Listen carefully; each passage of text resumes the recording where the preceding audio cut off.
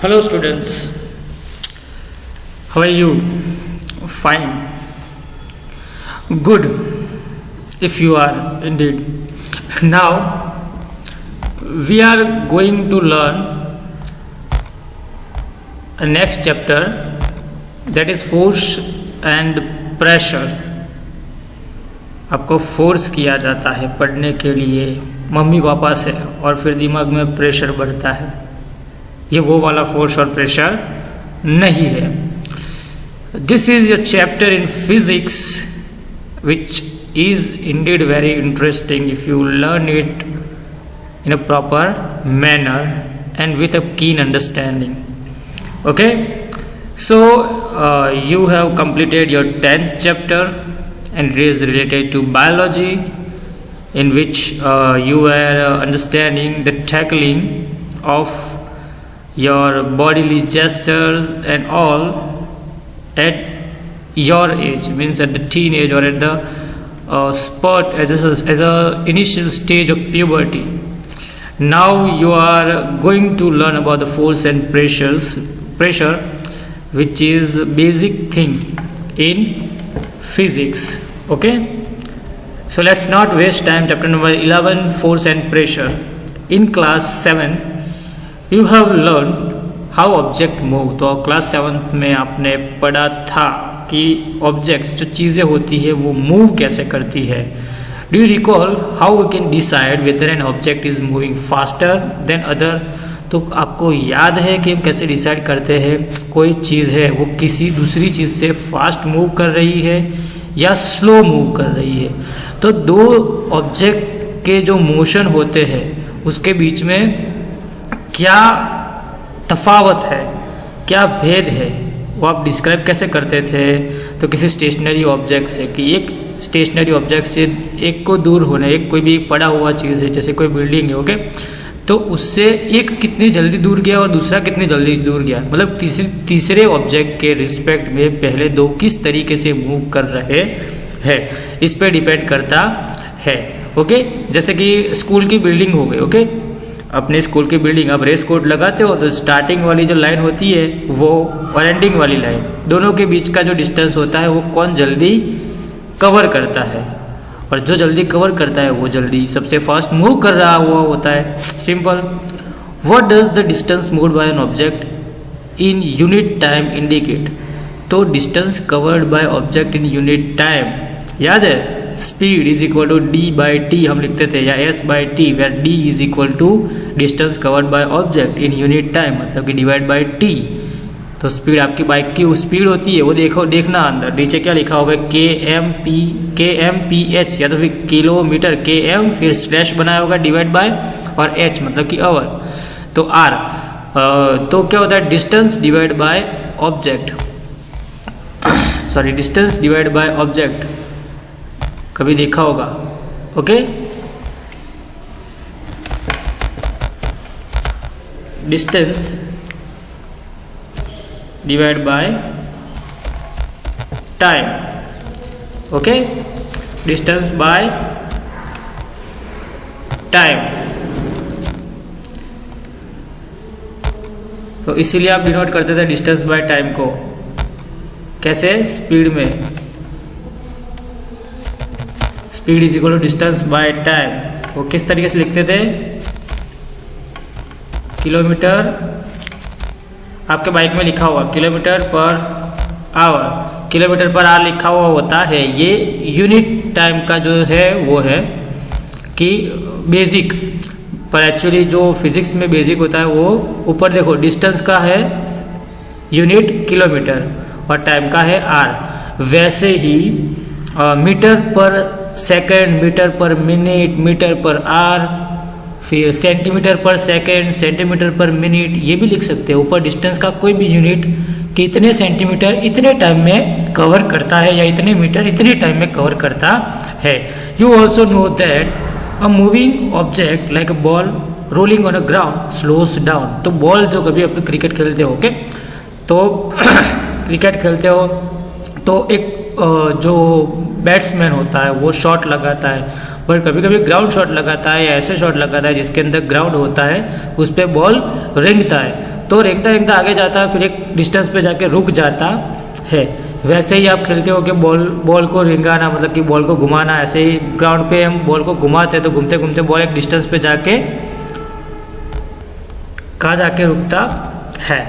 Okay, sometimes it may change its direction of a motion. तो कभी कभी वो अपने डायरेक्शन भी, मतलब कि अपने जिस दिशा में जा रहा है वो दिशा भी बदलता है। कैसे? अगर जो ग्राउंड है या तो जो सरफेस पे वो रोल कर रहा है वो सीधा सीधा होता है तो वो सीधा सीधा जाएगा, बट अगर आगे दीवार आ जाती है तो क्या होगा, वहाँ से टकरा के फिर अपनी डायरेक्शन चेंज कर देगा। या अनइवन सरफेस है, मतलब कि जो सरफेस जिस पे वो रोल कर रहा है वो उबड़ खाबड़ है। ओके, तो कैसा होगा कि बॉल होगा वो उबड़ खाबड़ जिस तरीके से होगी उस तरीके से अपनी डायरेक्शन चेंज करता करता करता करता करता आगे बढ़ेगा।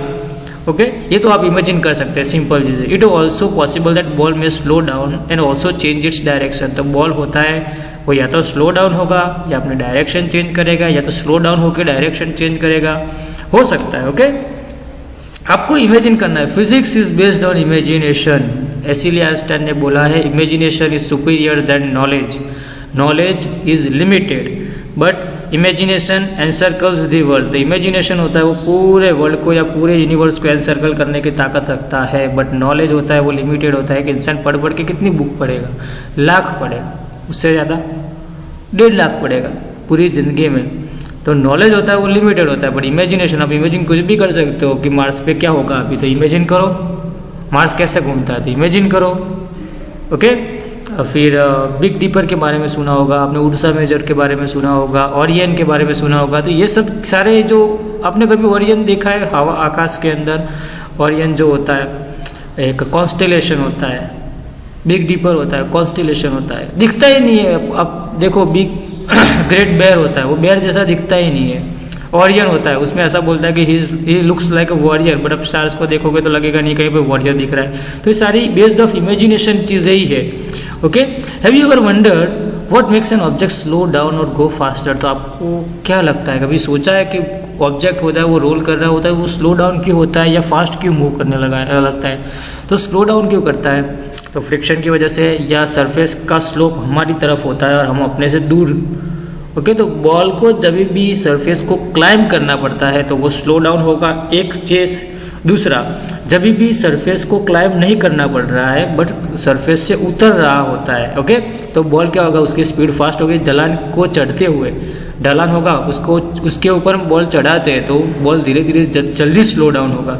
बट ढलान से जब भी बॉल नीचे उतरता है तो क्या होगा बॉल जल्दी जल्दी फास्ट मूव करेगा। ओके, आप जैसे साइकिल में करते हो ढलान से ऐसे नीचे उतर रहे होते हो तो फुल फास्ट साइकिल चलती है, बट जब भी ढलान के ऊपर चढ़ानी होती है साइकिल तो किस तरीके से चलती है, धीरे धीरे धीरे धीरे चढ़ती है, आप ज़्यादा ताकत लगाते हो तब। तो have you ever wonder what makes an object slow down और फास्टर और change its direction of motion? तो अपने डायरेक्शन ऑफ मोशन किस तरीके से चेंज करता है उसके बारे में पढ़ा है, याद है, याद होगा। Let us recall some of our everyday experiences. हमारे जो हर रोज़ के एक्सपीरियंसेस होते हैं उसे रिकॉल करते हैं, मतलब याद करते हैं। What do you do to make a football move? तो फुटबॉल को मूव करने के लिए क्या करते हो, धड़ाम के लात मारते हो जोर से फुटबॉल को ताकि वो गोल हो जाए या किसी अपने दूसरे प्लेयर को पास हो जाए, बट बदकिस्मती से सामने वाले टीम के हाथ में आ जाता है और फिर वो भी अपने तरीके से खेलते हैं। What do you do to make a moving ball move faster? तो क्या करोगे आप मूविंग बॉल को मूव फास्टर? तो जिस दिशा के अंदर जिस डायरेक्शन में चल रहा होता है उसी डायरेक्शन के अंदर ज़्यादा फोर्स लगाते हैं तो क्या होगा, बॉल होगा वो फास्ट मूव करने का। बट उसके ऑपोजिट डायरेक्शन में अगर फोर्स लगा रहे हैं, मतलब बॉल सामने जा रहा है, हम सामने से फोर्स लगाएंगे तो बॉल क्या होगा, स्लो डाउन हो जाएगा। ओके, वैसे ही अगर सामने बॉल जा रहा है और पीछे से हम थोड़ा धक्का ज़्यादा दे दें तो बॉल फास्ट घूमने लगेगा। होता है ना, कभी कभी क्या होता है साइकिल चलाते हैं तो पीछे से कोई पकड़ के रखता है, मतलब ऑपोजिट डायरेक्शन में हम फोर्स लगा रहे हैं पुलिंग, तो साइकिल मूव करेगी नहीं। बट साइकिल चला रहे होते कोई पीछे से पुश कर रहा है, मतलब कि डायरेक्शन ऑफ मोशन बोलते हैं उसको। क्या बोलते हैं, डायरेक्शन ऑफ मोशन। तो जिस डायरेक्शन के अंदर वो जा रहा होता है उसी डायरेक्शन में पीछे से या आगे से कहीं से भी पुलिंग या पुशिंग फोर्स लगता है तो वो अपनी स्पीड बढ़ा देगा। बट ऑपोजिट साइड में लग रहा है तो अपनी स्पीड कम कर देगा। अ हॉपले player changes the direction of moving ball with a flick of a stick flick मतलब क्या होता है, मारना। ये देखो ये फ्लिकिंग कर रहा है ऐसे ऐसे, तो अपने बॉल की डायरेक्शन होती है वो आगे पीछे ऐसे करा के बॉल को आगे मूव करवाता है और डायरेक्शन चेंज करता है और फिर अपना गोल कर देता है। और the fielder stops the ball hit, तो फील्डर अपने हिट को कैसे रोकता है, देखो ये ऑपोजिट डायरेक्शन में, यहाँ से बॉल आ रहा है ऐसे, तो ये ऑपोजिट डायरेक्शन में फोर्स लगा रहा है बॉल को रोकने के लिए। ये भी देखो बॉल यहाँ से उड़ के आएगा ऐसे, तो ये गोलकीपर ने क्या किया, ऑपोजिट डायरेक्शन में फोर्स लगा के बॉल को स्टॉप किया। तो फिजिक्स वर्क्स ऑलवेज, तो फिजिक्स होता है वो हमेशा वर्क करता है। Okay, but batsman in all cases and situation the ball is either made to move fast और स्लो और चेंज इट्स डायरेक्शन। तो मूव फास्ट करता है, स्लो करता है या अपनी डायरेक्शन चेंज करता है। तो यहाँ पे देखते चलो, ये क्या करवा रहा है, अपना बॉल को मूव फास्ट करवा रहा है ताकि वो गोल कर सके। ये गोल रोकने के लिए क्या करता है, फोर्स लगा के बॉल की डायरेक्शन चेंज कर देता है। बॉल की स्पीड ज़्यादा होगी अगर, तो उसे पकड़ने का पॉसिबिलिटी कम है, तो ये क्या करेगा कि ऐसे बीच में हाथ ला देगा, जिसकी वजह से क्या होगा, बॉल अपनी डायरेक्शन चेंज कर देगा और जो अपना जो ये एरिया होता है गोल पोस्ट का, उससे बाहर कहीं पे जाके गिर जाएगा फाउल की जगह पे। तो फिर कॉर्नर की, इसके गोलकीपर का तो होता नहीं है, तो गोल किक आएगी, बाहर होगा तो कॉर्नर आएगी। तो उस तरीके से हो सकता है। ओके, तो ये देखो फ्लिक कर रहा है, मतलब डायरेक्शन चेंज कर, ये डायरेक्शन चेंज कर रहा है, ये मूव फास्ट करवा रहा है, और ये क्या कर रहा है, ऑपोजिट डायरेक्शन में फोर्स लगा के स्पीड कम कर रहा है। ओके, नाउ वी ऑफन से that a force has been applied on a ball when it is kicked, pushed, thrown और flicked। तो जब भी बॉल को लात मारते हो मतलब किक करते हो, पुश करते हो मतलब धक्का मारते हो, थ्रोन मतलब फेंकते हो, और फ्लिक मतलब कि फटकारते हो। ओके, तब क्या होता है, तो force applied on the ball, force हम अप्लाई करते हैं बाहर से उसके ऊपर बल मतलब कि फोर्स लगाते हैं। व्हाट इज फोर्स देन, तो फोर्स क्या है, what can it do to the body on which it is applied। तो वो बॉडी के साथ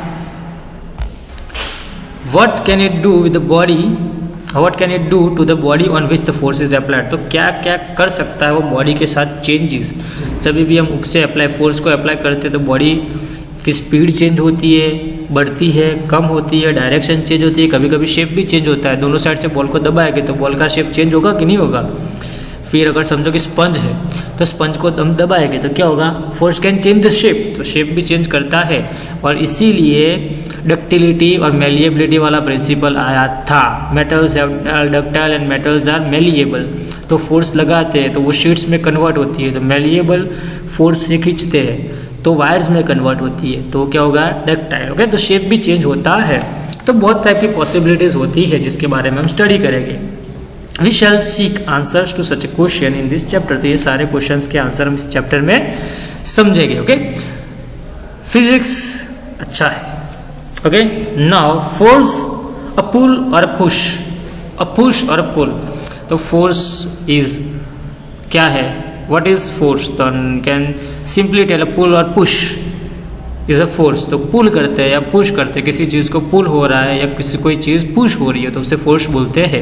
एक्शन लाइक पिकिंग मतलब कि उठाना, ओपनिंग मतलब खोलना, शटिंग मतलब बंद करना, किकिंग मतलब कि लात मारना, हिटिंग मतलब कि मारना हाथ से, लिफ्टिंग मतलब उठाना, फ्लिकिंग मतलब कि फटकारना लकड़ी बकड़ी कोई चीज़ से, पुशिंग मतलब धक्का देना, और पुलिंग मतलब खींचना are often use to describe certain task. तो ये सारी चीज़ें हम कभी भी काम करते हैं। तो हमने गाड़ी को धक्का दिया, we pulled the car. Okay, sorry we pushed the car, pull नहीं होता है, पुश्ड होता है। Okay, we pulled the bucket out of the well.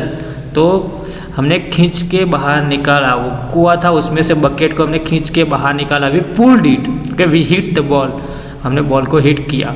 We lifted the box, हमने बॉक्स को उठाया। वी किक्ड द बॉल, तो हमने बॉल को किक किया। Okay, we shut the door, हमने डोर को शट मतलब बंद किया। वी ओपन द डोर, तो हमने डोर को ओपन किया। तो ये अलग अलग तरीके हैं। तो ये सारे हम नाम डिस्क्राइब करते हैं, ये सारी चीज़ें डिस्क्राइब करते हैं। Each of this action usually results to some kind of change. तो ये सारी की सारी जो एक्शन है कोई ना कोई चेंज लाती है इन state of motion of an object.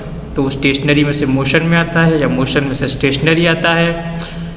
या तो फिर वो लिफ्ट होता है, मतलब अपनी पोजीशन चेंज करता है। Can this terms be replaced with one और मोर टर्म्स, तो ये सारे टर्म एक या दूसरे टर्म्स से हम रिप्लेस कर सकते हैं। Goalkeeper is saving the ball, hockey player is flicking and the fielder is stopping the ball. Okay, तो एक्टिविटी देखो यहाँ पे। Table 11.1 gives some example of familiar situation involving motion of an object. You can add more such situation or replace those given here. तो आप replace भी कर सकते हो। Try to identify action involved in such cases as per push and pull and record your observation. One example has been given to you. तो एक example दिया हुआ है। ओके, तो moving book placed on a table, तो moving book होती है, उसे एक टेबल पे रखते हैं, तो क्या होगा एक्शन? पुलिंग होगा या तो फिर पुशिंग होगा। उठा के रखते हैं, पुलिंग पुशिंग, तो क्या करता है? उठा के रखा, तो क्या होगा? पुश भी हो गया, पुल भी हो गया। ओपनिंग और शटिंग द डोर, तो पुलिंग और पुशिंग, ओपन करने के लिए पुल करते हैं और क्लोज करने के लिए पुश करते हैं। ओके, यहाँ पे क्या है? Pulling pushing. ओके, या शटिंग या ओपनिंग बोल सकते हैं।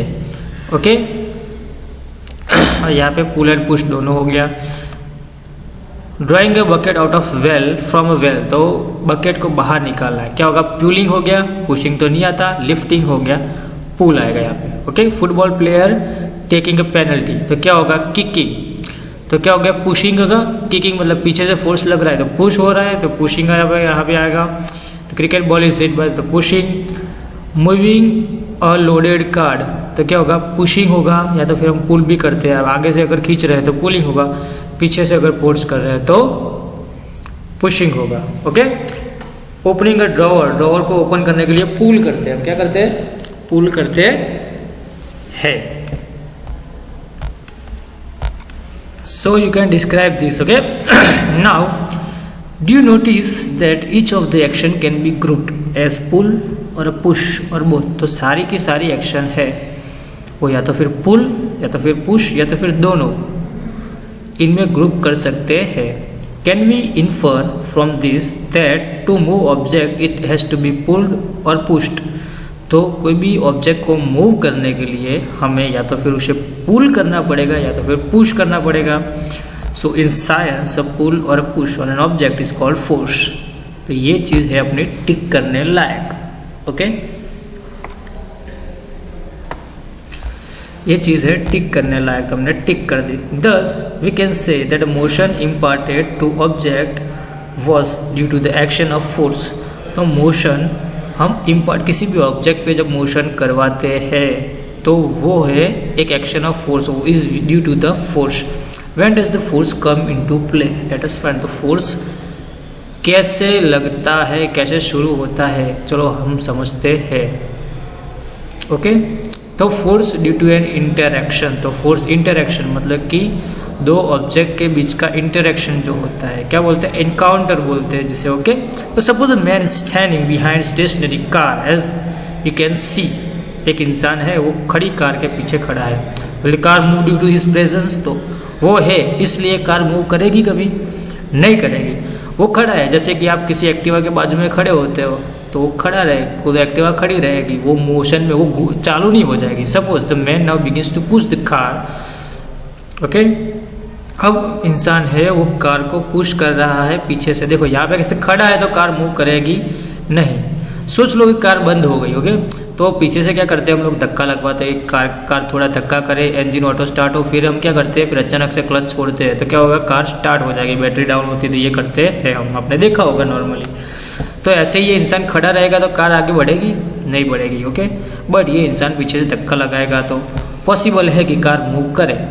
Okay, now suppose now we begin to push the car, that is he applies the force और ही पुशेस इट। हम क्या करें? ही पुशेस द कार में begin to move in the, car होगी वो मूव करेगी in the direction of applied force. तो देखो वो यहाँ से इस तरफ किस तरफ? कार की तरफ फोर्स लगा रहा है, तो car is moving in the direction of applied force. Force कहाँ कौन सी डायरेक्शन में लग रहा है, इस तरह राइट टू लेफ्ट लग रहा है कार की मूविंग डायरेक्शन में। और वो कार है वो डायरेक्शन ऑफ फोर्स मतलब जिस डायरेक्शन में फोर्स लग रहा है उसी डायरेक्शन के अंदर मूव कर रही है।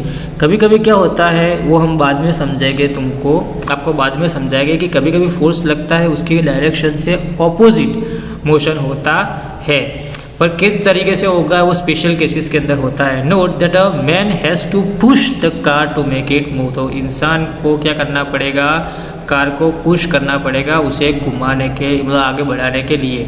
ओके ना, ये देखो दोनों क्या कर रही है, दोनों एक दूसरे को क्या कर रहे हैं, पुश कर रहे हैं। ये लड़की है, इसको सीता और गीता बोल देते हैं हम। ओके, तो सीता बहन है जो वो गीता बहन को पुश कर रही है और गीता बहन है वो सीता बहन को पुश कर रही है। और ये क्या है, ये दोनों लड़ रहे हैं शायद तक चॉकलेट के मामले में। ओके, चॉकलेट के मामले में दोनों लड़ रहे हैं। तो 11.3 shows 3 situations that could be familiar to you. Can you decide who is pulling or who is pushing in these cases? तो 11.3 के अंदर बता सकते हो कि कौन पुश कर रहा है और कौन पुल कर रहा है। तो यहाँ पे सीता और गीता एक दूसरे को पुश कर रही है। ओके, यहाँ पे ये दोनों लड़कियां हैं, यहाँ पे सीता और गीता ही समझ लेते हैं। ओके, ये वाली सीता और ये वाली गीता एक दोनों को क्या कर रही है, पुल कर रही है। बैलेंस्ड फोर्सेस लगा है। देखो हम कभी ऐसे चक्री घूमते हैं ना हाथ पकड़ के, अभी के बच्चे तो नहीं घूमते हैं, पहले के बच्चे घूमते थे। हम जब छोटे थे तो लड़कियाँ ऐसे खेलती थी। ओके, आप लोग मोबाइल से खेलते हो, बट ये दोनों क्या कर रहे हैं, देखो इसका फोर्स है ना, ये पहले केस के अंदर देखो तो ये जो गीता है उसका फोर्स लग रहा है सीता की तरफ और इसका फोर्स लग रहा है गीता की तरफ। तो गीता का फोर्स सीता की तरफ और सीता का फोर्स गीता की तरफ। ये दोनों एक दूसरे के ऊपर फोर्स लगा रही है, तो दोनों क्या कर रही है, एक दूसरे को पुश कर रही है। ओके, यहाँ पे देखो गीता का फोर्स गीता की तरफ, सीता का फोर्स सीता की तरफ। तो दोनों क्या कर रही है, एक दूसरे को पुल कर रही है और पुल करके बैलेंस्ड फोर्सेस लगाए हैं। और यहाँ पे पुश करके बैलेंस्ड फोर्सेस लगाए हैं, तो दोनों मूव करेगी। अब जिसकी ताकत ज़्यादा होगी उस तरफ जाएगा। अगर गीता की ताकत ज़्यादा होगी तो ये सीता पीछे मूव करेगी, सीता की ताकत ज़्यादा होगी तो गीता पीछे मूव करेगी। इस तरीके से होगा, इसे बोलते हैं अनबैलेंस्ड फोर्सेस। ओके, यहाँ पे अगर समझो कि ये गीता है वो थोड़ी मोटी है। ओके, सीता का वजन 50 किलो, गीता का वजन 100 किलो, तो क्या होगा, सीता झेल पाएगी ये वजन, गीता गिर जाएगी। ओके, तो दोनों का वजन एक दूसरे के जितना होना जरूरी होता है, तभी बैलेंस्ड फोर्सेस लगते हैं ना। तो दोनों पुश कर, ये क्या कर रहे हैं, पुल कर रहे हैं, एक दूसरे को खींच रहे हैं। तो in figure 11.3 both the girls appear to push each other. तो हमने जैसे देखा कि एक दूसरे को पुश कर रही है। A pair of girls in figure 8.3b are trying to pull each other, और फिर चक्री घूम रही है जैसे वो लड़कियां खेलती हैं उस तरीके से। Similarly the cow and a male in figure 11.3 appears to pull each other. देखो यहाँ पे पुल तो हो रहा है, बट ये इंसान की ताकत गाय की ताकत से तो कम ही होगी ना। तो क्या होगा, गाय खड़ी रहेगी, गाय खड़ी रहेगी और इंसान खींचता रहेगा, उसका वर्क डन 0 हो जाएगा, काम कुछ हुआ नहीं है। भले उसकी ताकत गई, एनर्जी वेस्ट हुई, बट काम वर्क क्या हुआ, 0। Okay, the girls in 2 cases situations here are applying force in each other. It is also true that man and a cow, तो मैन भी अप्लाई द फोर्स कर रहे हैं ना काउ पे, yes. So from this example we can infer that at least 2 object must interact for a force to come into a play. तो come से कम 2 object का एक दूसरे के इंटरेक्शन में आना जरूरी है फोर्स अप्लाई करने के लिए। दस N interaction of an object with another object results in a force between 2 object. तो चलो यहाँ पे भी हम टिक कर देते हैं। तो 2 ऑब्जेक्ट के बीच में फोर्स लगने के लिए 2 ऑब्जेक्ट का इंटरेक्शन करना जरूरी होता है। Okay, now exploring forces. तो एक्सप्लोरिंग फोर्सेस वाली चीज़ है वो हम पढ़ेंगे अपने नेक्स्ट लेक्चर के अंदर। ओके, तो अभी तक जो भी चीज़ थी आप लिखो, अपनी नोट्स बनाओ बुक के अंदर, और फिर आप मुझे सेंड कर दे सकते हो कि आप दूसरे भी एग्जाम्पल, वो टेबल वाला एग्जाम्पल था ना, वैसे एग्जाम्पल लिख सकते हो। तब तक के लिए स्टे होम, घर पे रहिए, स्टे घर पे रहे, सुरक्षित रहे। Okay, till then bye bye, take care and stay home, stay safe.